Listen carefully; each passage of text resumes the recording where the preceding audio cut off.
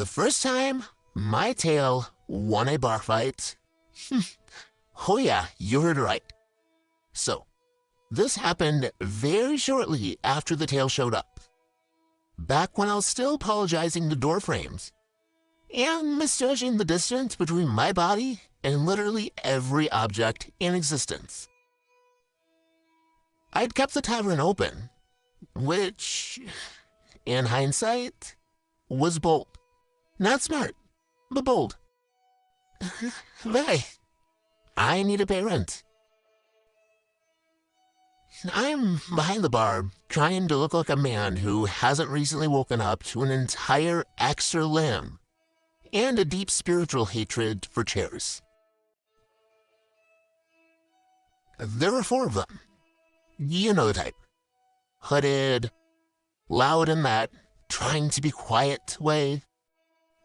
They walked in like they owned the place, but their eyes kept moving too fast, checking corners, counting bottles. The kind of men who think confidence is a substitute for intelligence. They ordered cheap drinks, not because they wanted them, but because they wanted their hands busy. Something to do while they sized up the room. I clocked it. Didn't process it, because back then, I was still operating under the delusional belief that my biggest problem in life was my tail knocking over a shelf. They spread out, one at a table, one near the window, one hovering by the back like he was admiring the decor. The 4th stayed closest to the bar, smiling at me like we were friends. I poured, I slid. I tried to get my tail from sweeping mugs off the counter like a spiteful broom. The guy at the bar said, "Nice place." I said thank you. He glanced at my tail, then back at me. That's different. Also, thank you, I said, because I don't know what else to say. He gave me a grin that showed too many teeth for the amount of friendliness he was pretending to have. Must be difficult. It has opinions, I said, mostly about furniture. He laughed a little too hard, and behind him, I saw the one near the back start to drift closer. Real slow and casual, like a man deciding he might enjoy the bookshelf from a better angle. That should have been my warning. Instead, I thought, oh, good, a customer who appreciates woodwork. He moved behind me, and thud. My tail hooks his ankle, down he went, hard. Like the floor had reached up, offended by his existence, and yanked him into it. I spun around instantly. Oh, I'm so sorry, are you alright? I bent down so fast, and reached for his arm. I was about to help him up and offer him a complimentary drink, and just as I did, whack! My tail swung back and hit the second guy right in the ribs. He'd been reaching over the bar, hands stretched towards the tail, real quick and practiced. My tail caught him like he was swatting a fly. He folded in half and made a noise I could only describe as a regretful accordion. I stared at him. Then my tail. Then at the guy on the floor by my feet, who was now trying to crawl backwards without standing. Like standing might be legal. I'm sorry, I said again. I swear it's not usually this bad. The guy at the bar raised his hands. Hey, relax, accidents happen. His friends didn't look relaxed. The third guy moved in. Not subtle this time. He came around the side like he was about to hop the counter. I turned to face him, and boink! My tail caught him in the chin. Clean. Honestly, it had beautiful form. He staggered back into the table. The table shifted, 2 chairs fell. The fourth guy? the one by the window, stood up fast and started circling wide, like he realized going near Tubetail was a poor life choice. At this point, I still hadn't put it together. I was just standing there thinking, wow, this night has really taken a turn. I put both palms on the bar like a man trying to regain control of his reality. Okay, I said, my voice calm. I need everybody to just take a breath. Nobody needs you. The guy at the bar lunged. Not at me, at the counter, at the cash box. And my tail?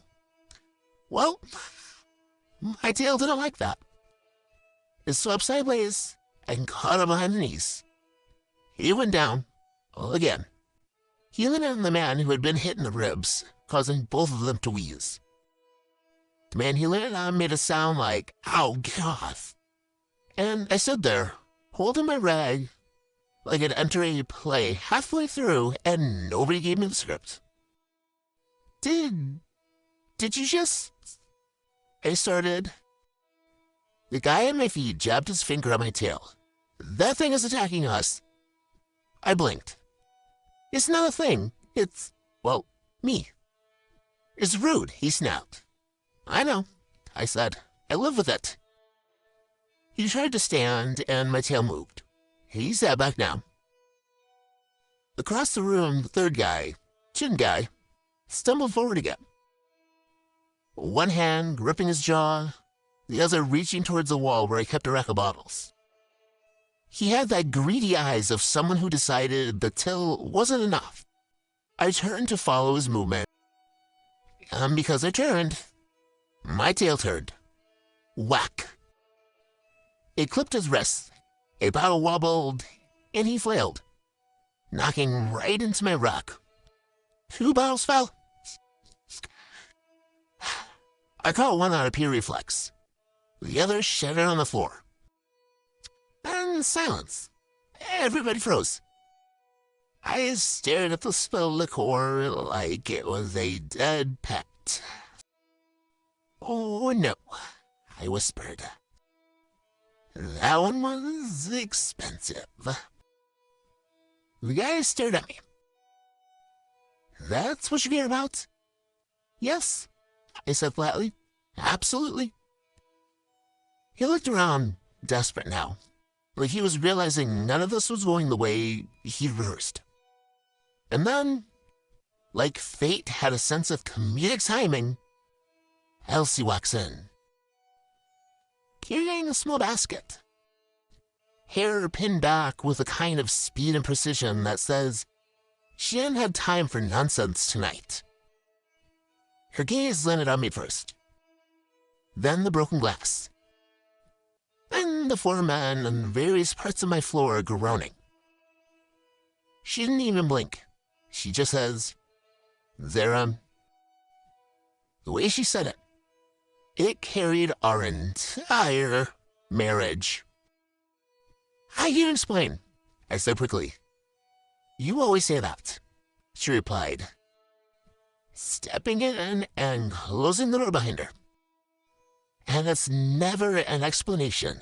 It's a confession with extra steps. I didn't start it, I said. I was just serving drinks. Her eyes flicked to my tail, then to the nearest guy trying to steer it backwards without lifting his hips. Elsie, I added, quieter. I think the tavern's haunted again. She stopped, slowly setting the basket on the bar, and leaned forward just enough to peer over the counter. Zay, she said carefully, why is that man's hand in the cash box? I followed her gaze. One of the guy's hands was, in fact, halfway inside the cash box. He froze. Like, maybe if he stayed still enough, he'd turn invisible. I stared for a full second, then another. Oh, I said. Elsie's expression did not change, but her voice got very, very calm. They're robbing you. I began. She lifted a finger. Do not eye at me. I genuinely thought they were just very clumsy, I said. The guy on the floor barked out a laugh that turned into a cough. Elsie looked down at him. So, she said, you came in here to rob a tavern. No one answered, and Elsie nodded once. Like that confirmed something she already suspected about the universe. Zeyren, she said without looking away from them, did you offer them anything? Yes, I said. Drinks? Elsie sighed. Of course you did. I was being hospitable. You were being a target. I didn't know. She glanced at my tail again, and for the first time, I saw it from her angle. That my tail wasn't moving randomly. Elsie stepped closer to the nearest robber, not threatening. Stand up, she said, and he tried.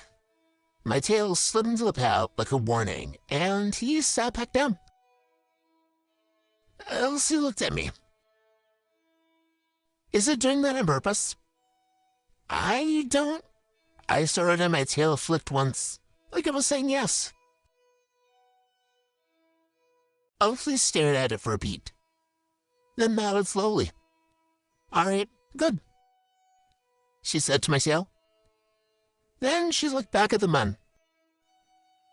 You have two options, she said. You can leave. The robber at the cash box finally found his voice. Lady, we didn't. Elsie held her hand up again. Or you can stay, and when the guards show up, you can explain to them how you lost a fist fight to a piece of furniture and an elf who thought you were here to admire the shelves. One of them muttered, "This is humiliating." Elsie tilted her head. Yes.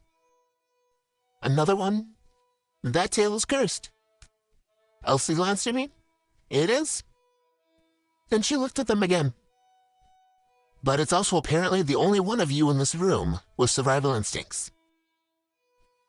The guy that was by the window, the one who'd been trying to circle, finally scrambled up, clutching his ribs. We're leaving, he snapped. The tail shifted, blocking his path. They all stared at it, and it didn't move. Elsie folded her arms. Say it. The robbers blinked.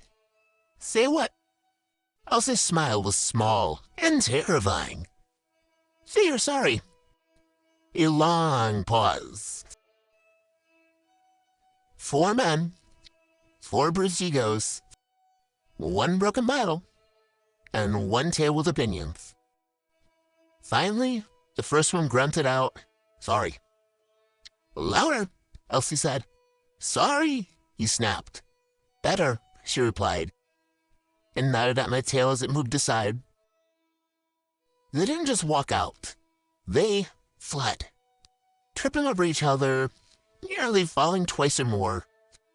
One of them was actually crawling through the door because he didn't trust his legs anymore.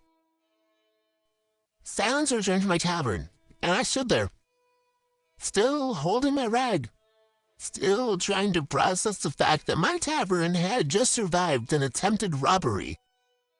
Because my tail had developed personality, and Elsie had weaponized disappointment. Elsie had picked her basket up again, and she looked at me. "Well," she said.